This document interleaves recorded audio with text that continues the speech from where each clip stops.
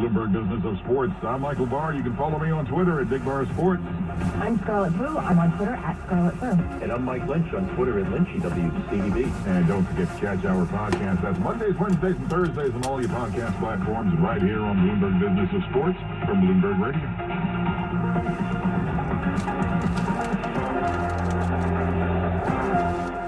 As the world reacts to war in Ukraine, President Biden and our allies are doing more now to crack down on Russia. set aside some days to stay informed. Starting at 11 a.m., Meet the Press. Is NATO ready to confront Russia militarily? Fox News Sunday. Looking at Kyiv now, let's go there. ABC This Week. Some more signs of dissent inside Russia. And Face the Nation. We go now to the U.S. Ambassador to the United Nations. Sundays on Bloomberg 1130.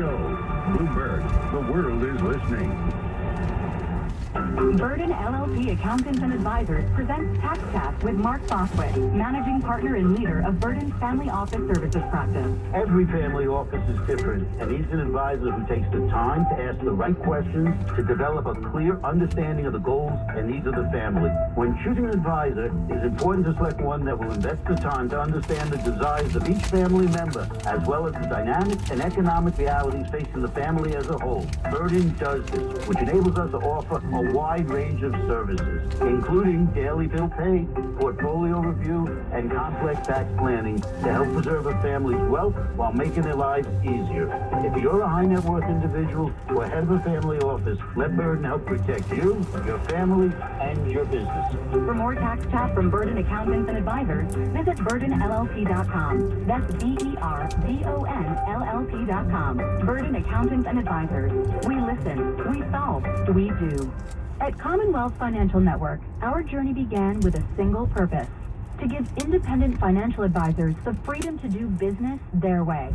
Today, our mission has evolved to supporting more than 2,000 small business owners who serve nearly 500,000 families and individuals. Real people with real goals and dreams on the path to financial independence. Where will your journey take you? Visit us at commonwealth.com. Commonwealth Financial Network.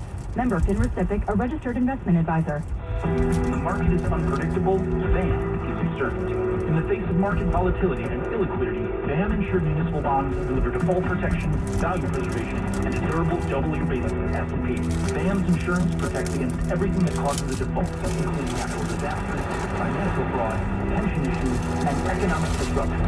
So while America rebuilds, BAM has you covered. BAM, Build America. Your investment advisor or visit buildamerica.com. No company wants to be involved in an international dispute.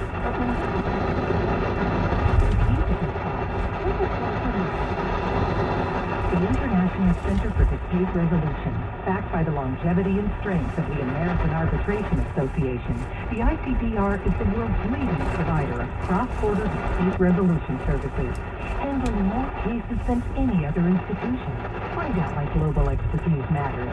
Visit ICDR.org. When you're thinking about including charity in your will, you want to make sure your legacy is in the right hands. For nearly 100 years, the New York Community Trust has been a trusted partner to New Yorkers who want to give back. We can custom build a charitable fund that ensures your name will live on as a champion of the causes dear to you. Contact the New York Community Trust for a free consultation and jumpstart your legacy today. Visit give2.nyc. That's giveto.nyc. If knowledge is power, the Bloomberg Terminal is your power up, connecting you to the real-time financial news, data, and analytics that can take your workflow to the next level. Power up at bloomberg.com/professional. Now Bloomberg traffic and weather. Trouble in New Jersey. It's the northbound eastern spur of the New Jersey Turnpike coming in over by 15E. An accident with the left lane blocked. 10 minutes up from Newark Airport. Southbound expect traffic to be slow as well. Still attending an accident eastbound 24 at Columbia Turnpike in Florham Park. Left lane is blocked there, a heavy 10-minute delay. Still working a 4-car accident in Old Bridge 9 northbound at Route 18. Outbound Holland Tunnel, 40 minutes. Inbound, you've got 20 minutes in the Turnpike, 20 minutes in 1 and 9. 20 out, 10 minutes in over at the Lincoln Tunnel. A very stubborn rush hour in Manhattan. Still a tad slow coming up the Henry Hudson. 1 team's on up, but a heavy ride approaching via the Harlem River Drive. In sports, Later on tonight, the Knicks visit Phoenix. They're underway at the Garden. The Rangers hosting the Devils. Last check, no score there. Bloomberg 11:30 3-day weather. For tonight, we'll see increasing clouds, lows dropping down to 25 to 30. The weekend, Saturday, cloudy skies, highs reaching 45 to 50. Sunday, showers, breezy, but highs near 65. Monday, more showers, still quite breezy, highs again approaching 65. Right now in Central Park, partly cloudy skies, we are at 37 degrees. With the best ride in Annapolis City, I'm Ed Kalecki. This is Bloomberg 11:30, bringing you global news 24 hours a day. Powered by more than 2,700 journalists and analysts in more than 120 countries. This is New York's only 24-hour source for breaking business news and market-moving headlines. Bloomberg 11:30. Now, a global news update. This is a special report. The Russian invasion of Ukraine. The immediate crisis is over after Europe's largest nuclear power plant caught fire amid a battle between Russia and Ukraine. That's what a senior U.S. Department of Energy official told CNN. They said the sensors around the Zaporizhzhia nuclear power plant showed no signs of radiation leakage. White House Press Secretary Jen Psaki says President Biden believes the situation in Ukraine could be resolved through diplomacy. The president believes there continues to be a diplomatic path forward. That is the path forward that will help resolve what we're seeing on the ground. President Putin has the ability to de-escalate. However, she labeled Russia's attack near the nuclear power plant extremely reckless and dangerous. Vice President Harris is going to Poland and Romania next week. A statement from her deputy press secretary said her visit will demonstrate strength and unity of the NATO alliance. This has been a special report. I'm Brian Shook. And I'm Charlie Pellet at Bloomberg World Headquarters. Stocks fell while the dollar climbed with bonds as concerns that war risks are intensifying roiled global markets. Oil topped $115 a barrel. The S&P 500 index was down for the fourth time in 5 days. The U.S. economy added jobs at a rapid pace in February, a gain of 678,000, the most since last July. Tiffany Wilding is chief economist at PIMCO. I think what this payroll report told you is that the U.S. economy is coming into the new year with a lot of momentum. So we got a booming jobs market, but not only that, we're seeing labor supply improve. PIMCO's Tiffany Wilding. We get a key reading on rising energy costs. Anastasia Amoroso is chief investment strategist at iCapital. This commodity price pressure that was supposed to abate is not abating, and the supply chain disruptions and the bottlenecks that we're supposed to recede as we venture out of COVID, we still have another risk of supply chain disruptions because of what's happening on the ground in Russia and Ukraine. Anastasia Amoroso of iCapital. Well, the war in Ukraine certainly front and center for investors. David Kelly is chief global strategist at JP Morgan Asset Management. He says markets should be extremely skeptical of any ceasefire talk from Vladimir Putin. Nobody doubts that at the moment Vladimir Putin is sort of doubling down on, he's got a strategy, he's going to invade Ukraine, he's going to take it over, and as an autocrat, he can't be seen as second-guessing his strategy. David Kelly of JP Morgan Asset Management. Stocks lower today with the S&P down 34, down 0.8%. The Dow down 180, down 0.5. NASDAQ down by 1.7%. Global news 24 hours a day on air and on Bloomberg Quick Take, powered by more than 2,700 journalists and analysts in more than 120 countries. I'm Charlie Pellet. This is Bloomberg. This is Bloomberg Business and Sports with Michael Barr, Scarlett Fu, and Mike Lynch from Bloomberg Radio. Thank you. Bloomberg Business and Sports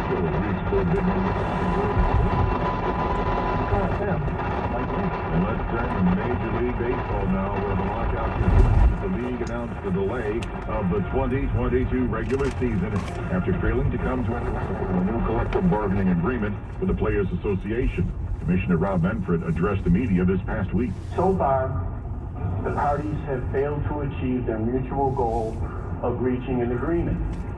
The calendar dictates that we're not going to be able to play the first two series of the regular season, and those games are officially canceled. MLB Commissioner Rob Manfred. Let's break this all down with MLB Network's John Morosi. John, welcome to the show. What happened? Why do we have this at this moment right now? for sports fans, a lockout in MLB? I think both an issue of the short term and the long term. For a number of years now, the players have had a number of concerns about how younger players in particular are being paid, and also how the free agent market is functioning, where in years gone by, when players had a very strong 6 years to begin their careers, they were rewarded with lucrative multi-year contracts. But now with the current generation of leadership at the club level, very statistically driven, there's been a lot of research done to say, wait a minute, players that are in their 30s are not as productive as they are in their 20s, so when these players hit free agency, I'm going to just decide to invest in my younger players and let them be promoted from within, because that is cheaper and more efficient. And so when that decision process is replicated, there's a lot of hard feelings on the part of the union. So against that backdrop of years of, I think, a reduction in the collaboration between the sides, you have now this CBA negotiation becoming very pitched from a standpoint of the feelings on both sides and what each side is trying to achieve here, where the union believes the status quo is simply not tenable any longer. And MLB, I think on their behalf, they've proposed a number of wins for the players, increasing the minimum salary to $700,000, increasing this new bonus pool for younger players to be paid when they have historic types of achievements. We've put in this agreement, Michael, but just not enough to where the union is satisfied. I think ultimately we're going to have to see that competitive balance tax threshold that we talk so much about, which is the union calls it a soft cap. It is effectively the upper bound that teams can spend to before they're penalized with a luxury tax back in the Central Baseball and revenue sharing. That is now, I think that the key question is of how high that number can go. And until that number gets higher than where it is right now, which is $220 million per team per year, I think this lockout's going to continue. So we were talking with Noah LaMontagne a little bit earlier. He's a former collegiate and NFL player, and he now runs Verdant's Capital Advisors. And he was just remarking how the MLB Players Union is strong. It's stronger than, say, the NFL Players Union. The players, they're educated on this. They have a longer career in the sport than, say, football players do. They've got the experience. They've gone through a lot together.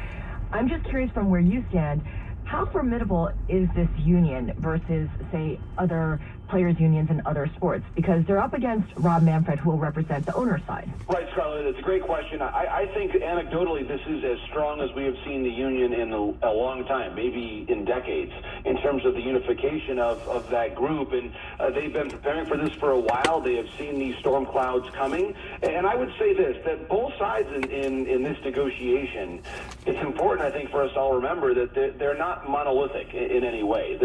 On the players' side, there are fundamental differences in terms of the backgrounds of the players. Obviously, a college player, a high school player, an international player, they all arrived at this point with different life experiences. And in some ways, it's difficult to stitch together a unified front when you're talking about a player who perhaps has a high school education, signs at 18, and this is now their chance to make it big professionally. That person who has not yet really earned a big fortune is in a fundamentally different place than, for example, a Max Scherzer, who just signed another lucrative free agent deal with the New York Mets. The New York Yankees, the Los Angeles Dodgers, has a different set of economic and financial parameters and expectations than the owner of the Pittsburgh Pirates or the Miami Marlins or the Tampa Bay Rays. I think we'll never really know, Scarlett, but I think it's a very interesting question that you're raising here. Would we already have a deal if you were to put in a vacuum Rob Manfred and his negotiating team to say, what do you think is a fair deal? And if they were to then strike that deal, we might already have a deal, so to speak, but for the fact that 2/3 of the owners must ratify it. So this is not necessarily just what is a fair deal according to Rob Manfred. It's what is a fair deal in the mind of, to use the political term, his caucus. Up next on the show, stay tuned for more of our conversation with MLB Network's John Morosi. And we'll also talk about trying to get the pay for the young players in baseball. That's straight ahead on Bloomberg Business for Sports. I'm Michael Barr. You can follow me on Twitter at Big Bar Sports. I'm on Twitter at Scarlett Fu. And I'm on Twitter at LynchyWCBB. And don't forget to catch our podcast. That is Mondays, Wednesdays.